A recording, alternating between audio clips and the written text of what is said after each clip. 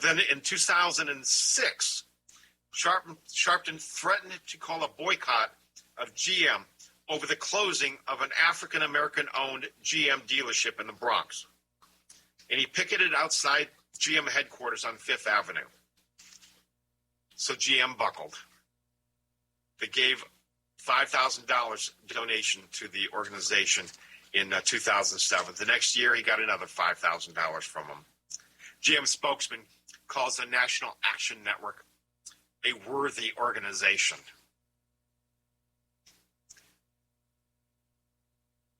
GM closes dealerships when they don't make money. They don't care what color you are. They're about the dollar. If you're not making enough money, if you're not doing the work the right way, they're going to close you. But Al Sharpton is a race-baiting media whore. No getting around it. You can close other ones, but if you close a black-owned dealership, I'm going to protest. I'm going to tell everybody you close down a black dealership. That you're racist. We're going to do that. Where's my money? Daimler Chrysler in 2003, Sharpton picketed Daimler Chrysler's Chicago car show and threatened a boycott over alleged racial bias in car loans, accusing the car maker of institutional racism. Lo and behold, the next year, Chrysler began supporting the National Action Network's conferences, which include panels on corporate responsibility and civil rights and black tie dinners to honor Martin Luther King. Saying, yeah, if you don't do all of this and support the black cause and hold a thing for Martin Luther King and do all this here other stuff. In 2007, Sharpton gave Chrysler an award for corporate excellence. Yeah, in other words, for coughing over the money, for being an easy one to squeeze money from, to shake down. Honda in 2003, Sharpton targeted American Honda for not hiring enough African Americans in management. He says, we support those that support us. Sharpton and the Reverend Horace Sheffield III, president of NAN's Michigan chapter, sent a letter to American Honda. We cannot be silent while African Americans spend hard-earned dollars with a company that does not hire, promote, or do business with us in a statistically significant manner. 2 months after the execs met with Sharpton, the car maker began to sponsor NAN's events and continues to pay each year. They don't have to hire black managers. Managers are generally in every corporation promoted from within. If you're black and you can do the job, you get promotions. This wasn't about getting promotions. It wasn't about getting blacks hired. It was about shaking them down for money. Hawkins Food Group. LaVan Hawkins, a partner in Hawkins Food Group, which owns and operates fast food franchises nationwide, said HFG hired Sharpton as a consultant because the Reverend skillfully persuades CEOs by wielding the statistic that African Americans spend $7.3 billion or $703 billion a year. So Sharpton says, hey, I'll tell them to eat somewhere else. We spend $700 billion at fast food places. You don't hire me as a consultant. I'll tell them to go eat somewhere else. Shakedown. You or I would go to jail if we pulled this crap. MGM Mirage. Sharpton vowed to call a national boycott against MGM Mirage in Vegas if they refused to meet with him to discuss an alleged racism in hiring. MGM named NAN one of its diversity partners now. Walmart. Since 2005, Walmart has given yearly support to NAN, including sponsorship of a conference in April of 2008 without disclosing amounts. In 2006, in a case calling of the pot calling the kettle black. Black? Did I say black? Jesse Jackson accused Walmart of buying silence. Anheuser-Busch states on its website that NAN gave between $100,000 and $500,000 to NAN in 2007. They're shakedown artists. That's all these people are. Him and Jesse Jackson as well. If you want to stop Spending your money with corporations that cave to these shakedown artists? Because Jesse Jackson was the one screaming in this protest, what do we want? Dead cops. When do we want it? Now. That's what this man is about. And why has this piece of crap been to the White House 80 times in the last 6 years? Stop spending your money at Colgate-Palmolive, Anheuser-Busch, Macy's, PepsiCo, General Motors, Walmart, Johnson & Johnson, American Honda, Hawkins Food Group, and the MGM. Cut them off where it hurts. Folks, stick with us. We got a lot more coming up. We'll be right back. Tom O'Halloran has a not-so-common core spelling lesson for the Obama administration. Ready? There is no K in America. There's kids that can't pray in school, $100 tanks of gas. I can tell you right now, this country ain't supposed to be like that. No, that ain't my America. That ain't this country's roots. You wanna slam all on the Sam, but I ain't letting you. Yeah, man, as hell, you know I still bleed red, white, and blue. They ain't us, and that ain't my America. Oh no, that ain't my America. No, no, no, no.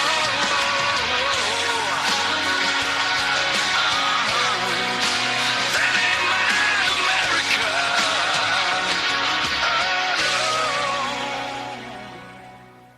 Welcome back. This is the fastest on radio. This is the Tuesday night edition of the Patriot Radio Show. Please join me again tomorrow for the Wednesday night edition. Thursday over at We Are America Radio. That's on WayneDupree.com. And then back here on Friday for Jihad on America. Up next, let's talk about Cuba. Obama tried to unilaterally change diplomatic relations with Cuba about a week and a half ago, stating that we're going to open an embassy there, we're going to restore relations, totally forgetting that he can't unilaterally do squat legally, that it takes money to open an embassy, that in order to do a treaty with with a country, you actually have Senate buy-in, which he doesn't have. So as much as I'd love to see the Cuban cigars flowing into this country, don't hold your breath, folks. But in addition to being off base on what authority he has to do this stuff, I want to cover some lies, some outright lies that he told in his televised speech about this. First off, there was no mention of the Cuban Missile Crisis. He states, I was born in 1961, just over 2 years after Fidel took power in Cuba. Over the next several decades, the relationship between our countries played out against the backdrop of the Cold War and America's steadfast opposition to communism. This didn't just happen. Cuba's role in helping the Soviet Union project a direct threat into the United States mainland is carefully omitted. Although Obama did work in references to his own birth, as though that was a starting point of time. Secondly, suggesting that the president can have established an embassy on his own. He stated, going forward, the United States will reestablish an embassy in Havana, and high-ranking officials will visit Cuba. Now, it has to be, like I said, funded by Congress. It has to have an ambassador, which is going to have to be approved by the Senate. None of that's going to happen or should happen, especially when you consider Obama's success in reopening embassies. Remember, he opened an embassy in Syria. He did that. Syria, Benghazi, 4 dead Americans, remember? Thirdly, no mention of Cuba's role in repressing the democracy abroad. Obama says, Cuba has sent hundreds of healthcare workers to Africa to fight Ebola. Well, yeah, but he also sent experts in repression to Venezuela, Bolivia, Ecuador. Cuban agents have also allegedly beaten and raped Venezuelan protesters earlier this year. For decades, Cuba's assisted guerrilla armies abroad, fomenting bloody revolutions, propping up communist regimes in some places. They continue to do these things. And there's no way Congress is going to put their thumbprint, their endorsement, on opening up relations with a man like this. Hero to Obama or not. Fourthly, he suggested that Cuba does not support terrorism. At the time when we were focused on threats from Al-Qaeda to ISIS, a nation that meets our conditions and renounces the use of terrorism should not face sanctions. So he said. And yet Cuba was caught only last year smuggling missile equipment to North Korea, the dictatorship that targeted America in this cyber attack just last week. They are terrorists. They aid and support terrorists wherever they may be. Fifthly, a false claim that the U.S. is to blame for the lack of information in Cuba. Obama says, I believe in the free flow of information. Unfortunately, our sanctions on Cuba have denied Cubans access to technology that has empowered individuals all around the globe. Now, that's patently untrue. That's the biggest lie of all. The guy that got released, Gross, he was detained for trying to help Cubans access technology. The reasons Cubans lack new information, they lack telecommunication tools, is because the regime censors them brutally. Not because of the embargo. It's because of the communist regime. Sixthly, false promise to consult Congress on Cuba when his administration broke that promise. Obama says, as these changes unfold, I look forward to engaging Congress in an honest and serious debate about lifting the embargo. And yet when Marco Rubio, Republican from Florida, asked the White House official Tony Blinken whether the administration planned any major Cuba policy changes, Blinken, now a Deputy Secretary of State, he lied and said any change would become in consultation with Congress. And yet here we are.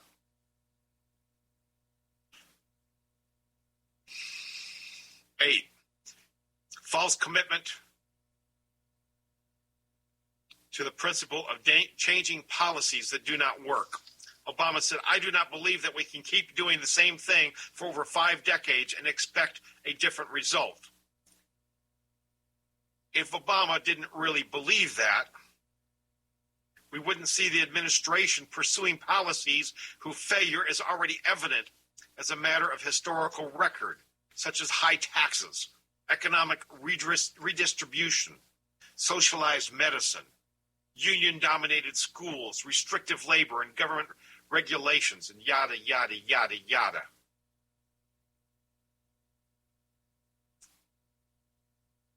Obama had no problem with policy staying in place. It was just a policy that he didn't like. 9, conflating the collapse of Castro regime with the collapse of Cuba, Obama stated, moreover, it does not serve America's interests or the Cuban people to try to push Cuba toward collapse. It's a false binary choice. By failing to differentiate between the regime and the country, Obama signals his intention to allow the Castros and their heirs to entrench their power, abandoning the cause of freedom and reform, just as he did with the mullahs in Iran in 2009. And lastly, he was falsely identifying the U.S. as a colonial power, part of his anti-American rhetoric. We've seen him use this one time and time again. He said, others have seen us as a form of colonizer, intent on controlling your future. Let us leave behind the legacy of both colonization and communism, of tyranny and drug cartels, dictators and sham elections. Oh, like yours. America actually liberated Cuba from the Spanish colonialism. And although U.S. influenced the island heavily for decades afterwards, Obama's attempted moral equivalence between colonization and communist tyranny.